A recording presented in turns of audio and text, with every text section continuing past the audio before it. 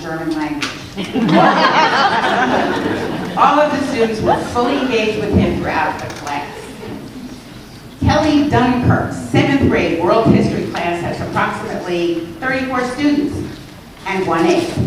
You'd never know it though. Japan is the unit they have recently begun to study. After doing individual maps of Japan, they turned their attention to the envelopes being passed out. In pairs, the students discovered 16 cards in each envelope. The cards were assembled in pairs. One card representing an aspect of Japan's culture, religion for example. The other card representing the same aspect from another country that influenced Japanese culture, Buddhism from China. The demonstration of the interconnectedness of different cultures was very engaging, and they all worked hard at discovering the influences. And Mrs. Dunkirk managed to throw in a math problem relating to the project as well. Tim Stuyven keeps his 10th grade AP World History class on its toes. This is Kenny, Kenny. His style is relaxed. It feels almost like sitting around a campfire or in someone's living room, having a conversation about World War I. His use of photographs projected up on the big screen make the scenes come to life and move the story of the war forward. And always there is the element of relating each topic to more distant history or comparing it with the present. Mr. Stuyven's spinning of the tale is riveting. In discussing Gallipoli, he showed a photograph of the battle juxtaposed with a photo of Torrey Pines cliffs, similar in topography and a familiar comparison for the students. He then threw in the story of how the Australians and New Zealanders gained their independence from Britain as a side effect of the battle at Gallipoli.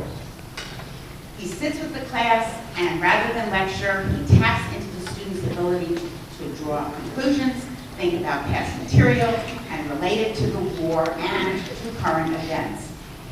He honors their ideas and offers up some of his own. The students stay with him throughout and clearly enjoy that class.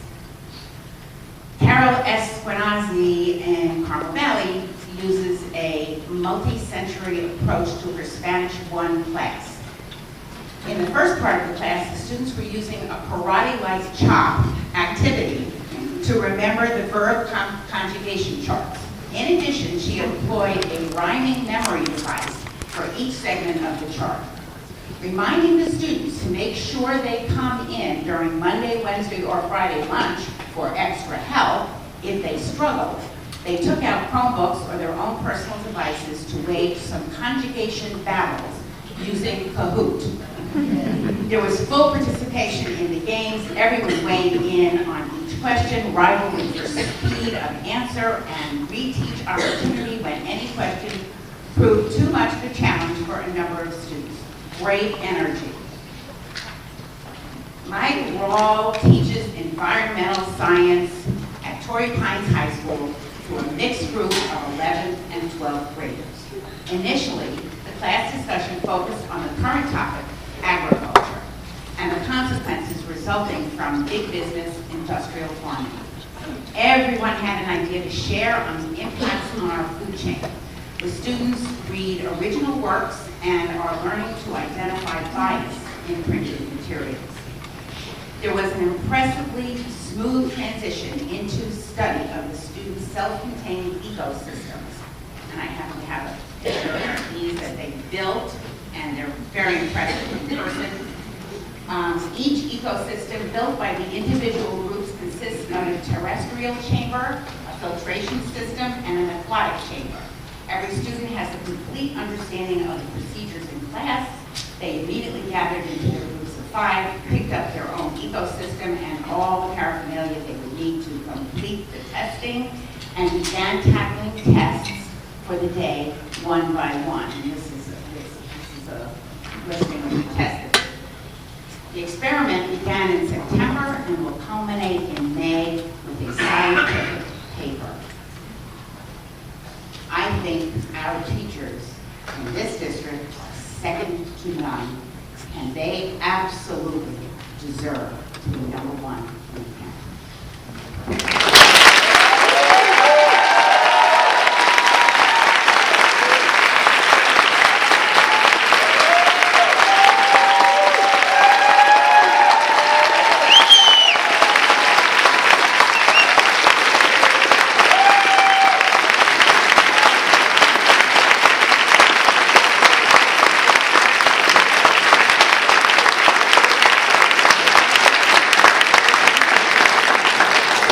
Thank you for that report and for investing all that time.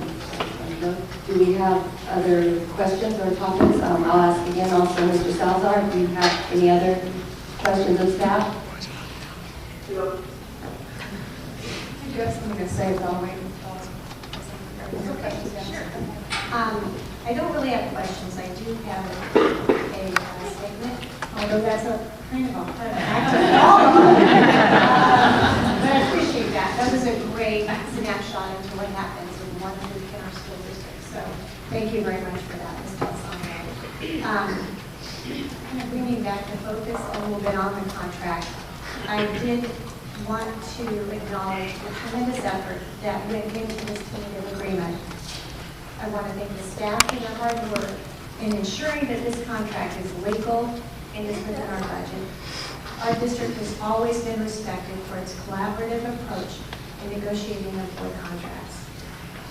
During the last week and a half, I spent a lot of time reading the proposed contract and asking questions. I too want to make sure that this is something that we can afford and that it still allows us to add programs and withstand economic challenges that we might face in the future. I have been reassured multiple times that this is the case. I know that our community values education.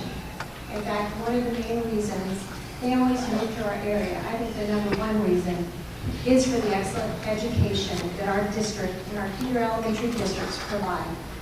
I know that's why my husband and I moved our family here 20 years ago, and it was the best decision I ever made. During those years that my children were in school, I dedicated my time to supporting our schools by volunteering in the classroom and serving on PTA and school foundations. I was able to work alongside some amazing teachers, like the teachers here tonight, and witness what they do daily to keep the standard of our education high for every student. As a school board member, I continue to be impressed with how willing and adaptable our teachers have been with the decisions that we, as a school board, have made to improve our schools. During my last 5 years on the board, I've seen our teachers collaborate with each other to come up with creative, inspiring lessons, develop and implement new curriculum and teaching styles that align with the new Common Core standards, and adapt to changes in scheduling, program enhancements, and increased enrollment. We ask a lot of our teachers, and they have delivered without a raise for the last 7 years. This new contract honors their dedication in supporting the district during those challenging financial times. Another important consideration is to make sure that the salary that we offer in our district attracts new teachers to our district. We must continue to recruit, train, and retain the best and the brightest teachers for our students. There's a well-documented teacher shortage in California, and we need to ensure that we continue to provide our students with the most qualified and talented teachers by offering a wage that shows that we value these very hard-working professionals. My vote tonight represents the feelings of my friends and neighbors all across this community who believe that our schools are the best and that our teachers are the key component of that success. There's been a lot of attention on making sure that we as board members are good stewards of the taxpayer-provided funds. I can think of no better use of this tax money than to invest it in public education and the teachers that deliver education to our students. Thank you.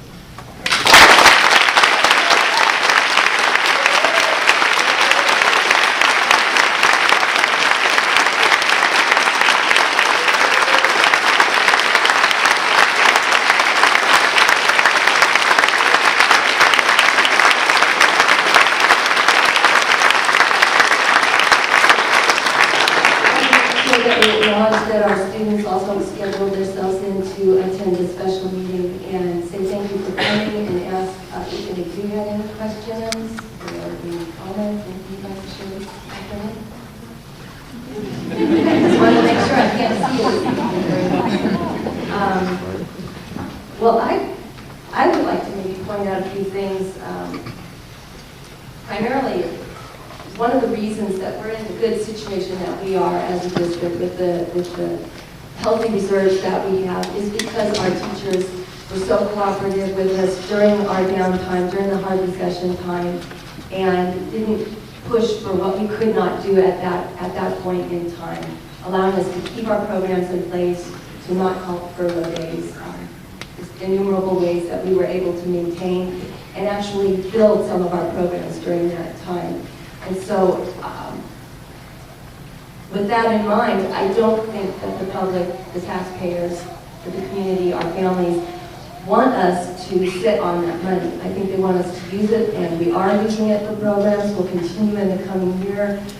We have the San Diego County Office of Education has given us their approval of our 3-year plan. They agree that we are able to afford this sort of a salary increase and still be a healthy district. We have our budget conversation will be coming up in January, February, and I think we still have room to make other budget and program additions and improvements and to do both things. I think that really kind of covers where my heart's at on this. I think Mrs. Muir has another comment. Just want to say is that, of course, I think the best teachers, my son is going to this district, we moved to this district.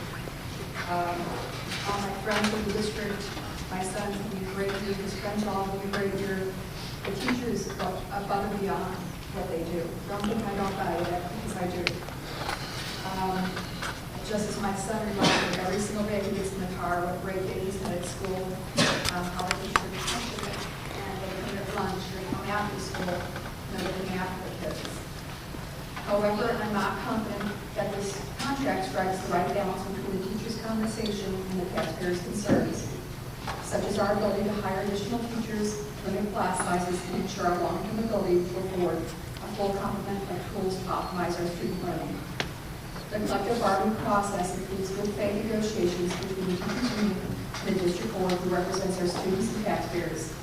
Unfortunately, in this case, the good faith excluded our board from adequately representing our students will now have class average sizes going from 32 to 38 students. And yes, you did write that. Class sizes going up is unacceptable to me. Our taxpayers will also be paying unknown future costs. It's part of my fiduciary duty as a board member to ensure a sustainable future, not only for our district, but also for our teachers. I take this very seriously. I have not seen any public agency negotiate in this manner and do not believe it's best management practice. This process is simply very flawed and unacceptable to me. Would you like Mr. Gloria or Dr. Gloria to address the class size again so that you can understand it?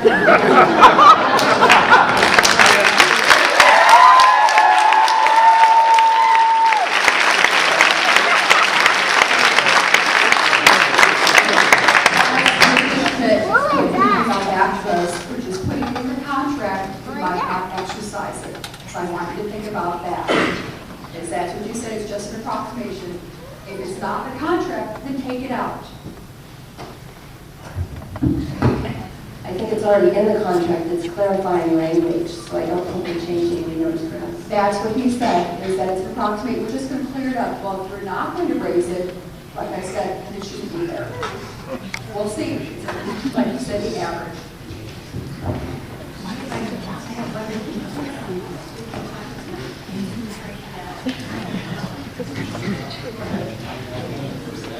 Okay, go ahead.